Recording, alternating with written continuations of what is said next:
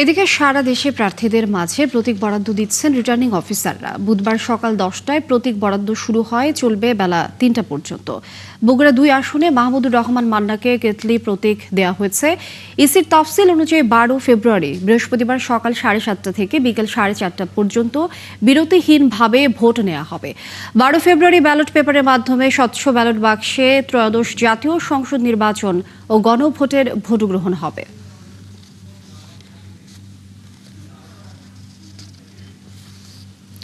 দর্শক, এই বিষয়ে বিস্তারিত আমরা জানবো। আমাদের সাথে এই মুহূর্তে যুক্ত হচ্ছেন সহকর্মী SM আবু সাহিদ।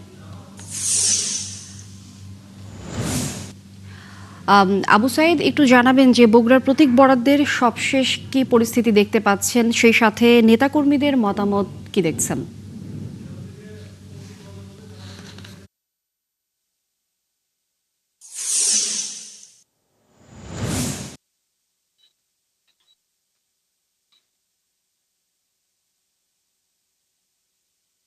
লিনিয়া, আপনাকে ধন্যবাদ।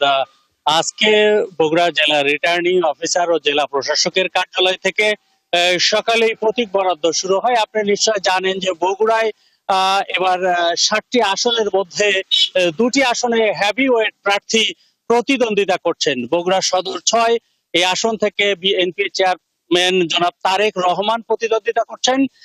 তার পক্ষে দলের জেলা সভাপতি রেজাউল করিম বাদশাহ আজ সকালেই কিন্তু ধানের শীষ প্রতীক গ্রহণ করেছেন।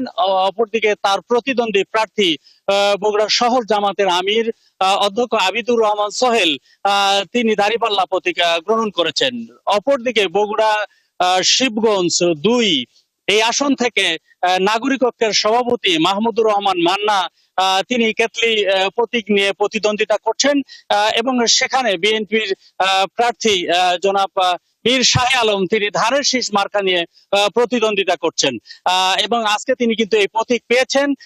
এছাড়া আরো বাদবাকি যে আসনগুলো রয়েছে সেগুলো কিন্তু স্ব প্রতীক তারা পেয়েছে। সব মিলে আমরা দেখেছি যে 35 জন প্রার্থী বগুড়া থেকে প্রতিদ্বন্দ্বিতা করছেন এবারের জাতীয় সংসদ নির্বাচনে। লিনিয়া, এই ছিল বগুড়ার সর্বশেষ তথ্য। SM আবু সাইদ, আপনি যুক্ত থাকবেন এবং পরবর্তী সংবাদ সংযোগে নিশ্চয়ই আরো জানবো বিস্তারিত। দর্শক, বগুড়ার প্রতীক বরাদ্দের সবশেষ খবর আমাদেরকে জানাচ্ছিলেন সহকর্মী SM আবু সাইদ।